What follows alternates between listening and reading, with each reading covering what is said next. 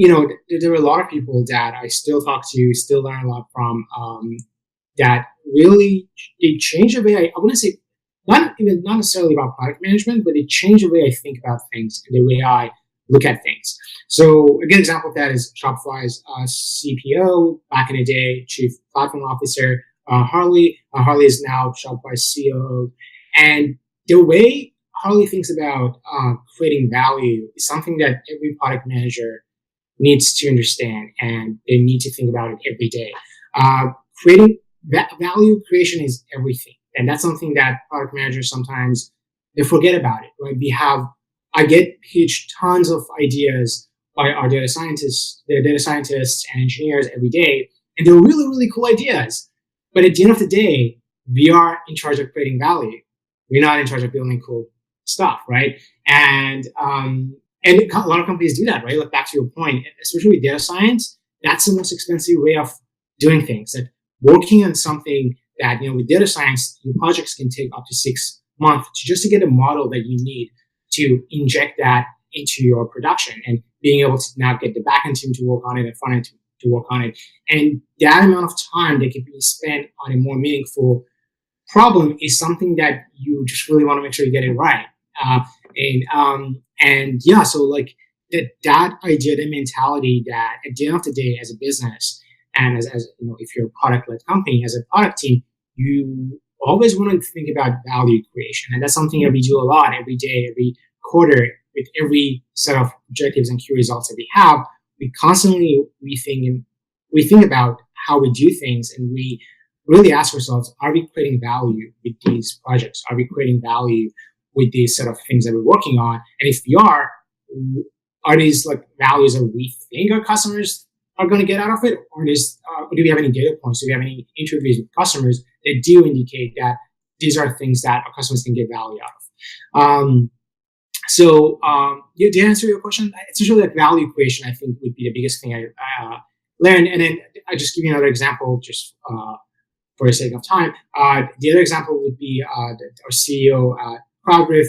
Again, the way he thinks about problem solving is also very different and very cool. Like I've never even thought about solving problems the way he does, and he has definitely played a significant role in shaping who I am today as a product manager, by really focusing on what customers are saying, right? Again, a very common thing in product management is that, you should always say no. You should always say no to things. You should always say no to your stakeholders.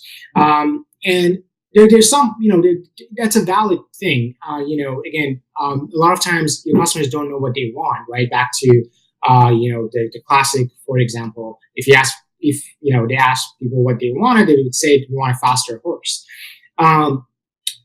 They could still get value out of that, right? People were very clear. They were very, very clear about what they wanted.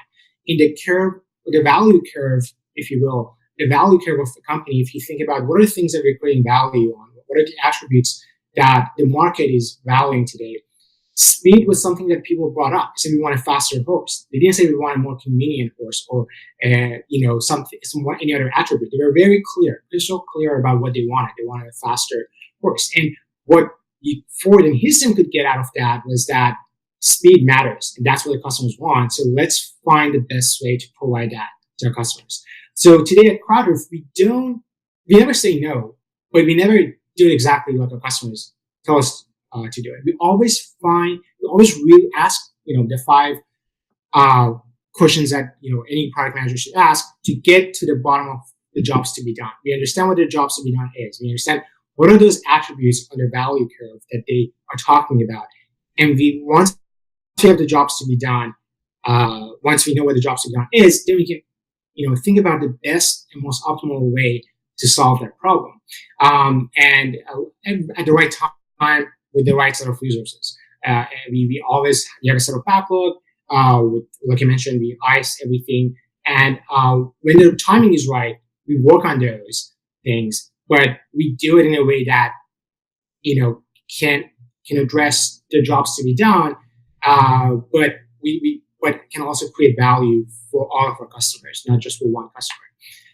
So that's another thing that, again, I always thought, for a long time. As a product manager, you have to say no a lot. And like Steve Jobs mentioned, if innovation is saying no to tons of things, so you can work on things that matter.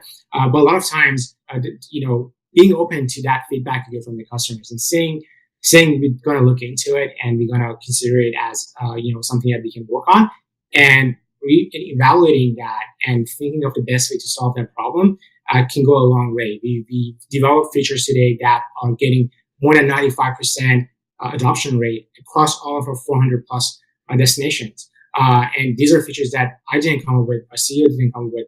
It was our customers' ideas. We just did it differently. We really knew what the pain point was. We knew what the job to be done was, and we found the most efficient way of creating a value for them. And it took off. They know the market. They know what they want. We just we were in charge of making sure that the decisions we were making were high quality.